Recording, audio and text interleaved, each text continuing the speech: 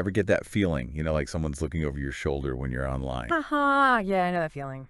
Today's deep dive, well, it might just confirm those suspicions. We're diving into internet search, but Right. not the one you're thinking of. Get ready, because we're going deep on Brave search. Oh, Brave Search. It's a fascinating one. It really is. Going toe to toe with Google, with privacy as like a core thing. Bold move. We're going to break down how they're trying to pull it You off. hit the nail on the head. Privacy, I mean, that's huge these days. Hmm. Our listeners, they want to know how to actually control their data. Mm. So no more mystery. What is Brave search? What makes Right. it different? Basically, imagine the Brave browser, right? Known for being, privacy focused. Right. Brave Search is from that same team. Since they launched back in 2021, they've been building their own totally independent search index. Hmm. That's not just using Google's results like, some others do. They are out there indexing the web themselves. Wow, that's ambitious. Going up against Google's index, that's a big deal. So how different are the results? Are we talking totally different stuff coming up? See, it's not just about like different results. It's more like a whole different philosophy. Think quality over quantity. As of May 2022, they'd hit 10 billion pages indexed. 10 billion, Yeah. that's got to be A lot, right? a drop in the bucket compared to Google, though. Oh, for sure. It's like comparing, a really well-curated library to the entire internet. You might miss some like super obscure stuff on Brave Search, but what you do find, there's a good chance it's more relevant, more trustworthy, less influenced by ads or tracking, that kind of thing. So less is more in this case. Mhm. I like that. But doesn't building a whole index like that take a ton of, I don't know, just resources? How are they funding all this? That's the big question right now, yeah. See, Brave Search is ad-free at the moment, but they've said they're going to have ads eventually. Part of the plan, though, they're going to offer a premium version, paid, totally ad-free. Gotcha. So users get a choice.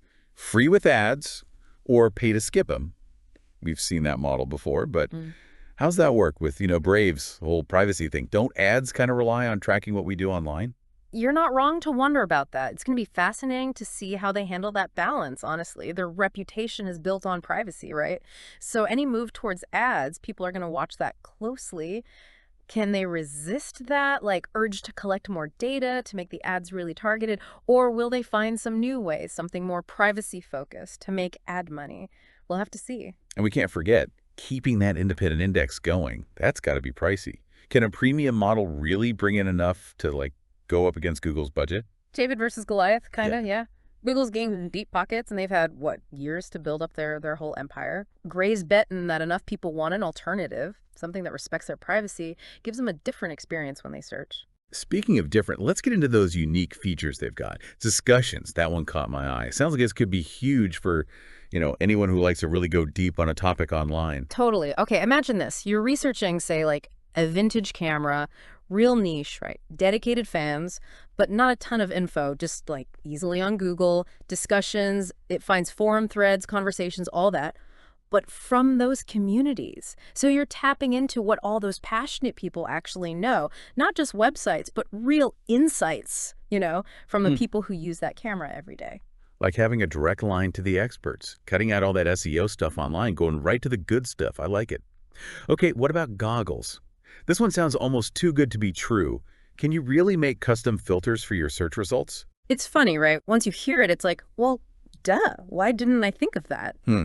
But Brave's the first to really do it. So say you're into sustainable living and you only want results from those kinds of websites. Goggles lets you do that. You decide what sources you trust, which ones you don't even want to see. That level of control, man, traditional search engines, they don't give you that. So it's like making your own little corner of the internet, not just whatever the algorithm thinks you should see, but you're actually shaping what information you find. That's powerful. Powerful is right. And it kind of shows how we think about online stuff is changing. For so long, we've just been, passive, taking whatever Google, whoever throws at us. Like we've just been handing over the keys to our digital lives and not even realizing it. But things like goggles, that's us taking back some of that control. Seeing a company try that, that's exciting. Oh, yeah. They're not afraid to, shake things up. And speaking of shaking things up, we got to talk about their AI stuff. Yeah. Integrating that right into search, that's their new answer with AI thing. People are definitely taking notice. For sure. I mean, independent index is one thing, but AI too. That feels Right. that feels next level. For those of us who don't speak algorithm, what does that even mean? Search with AI. Simplest way to put it, imagine like a super smart librarian, but instead of handing you books, they just know the answer instantly, having read everything. Brave's using a large language model. It's trained on tons of text, code, all that. So it's not like making stuff up. Yeah. It's got that huge knowledge base, kind of like how they built their index, right? Yeah. But here's my question. How's Brave's AI different from, say, what Google's doing? Because they've got AI search stuff too. Good point. And that's a key difference. See, a lot of those AI searches, they're kind of like black boxes. You put something in, get an answer out, but who knows how it got there, what data it used, right? Brave is doing it different. They're using their own index, that independent one, to actually teach their AI. So the AI is learning from something that's already more privacy focused, not built on years of like data harvesting and all that. So it's not JCSD about the answer. It's about getting it in a way that like lines up with their whole philosophy, right? It's Yeah. like a whole different way of thinking about search almost. Exactly. And that's what makes them so interesting to watch, honestly. They're making us ask, can you have both? Convenience and control. Powerful AI without selling your data down the river. These questions, they're only going to get bigger as tech changes. It's a lot, yeah. But that's what I love about these deep dives. We start with something familiar, search engines. Next thing you know, we're talking about the whole future of the internet. Yeah. AI, who has the power online, all that. And in the end, it's up to us. We've got more say than we think as users. We can like actually be informed, question how things are, and support the companies that get it. Couldn't agree more. So next time you're about to Google something, take a second. What matters to you in that moment? Speed, the right answer, your privacy. That answer, it might just lead you down a rabbit hole, a good one, towards, I don't know, a little digital rebellion. Who knows what you'll find on the other side of that search bar, right? Yeah. This has been awesome. I'm already looking forward to the next one. Happy searching.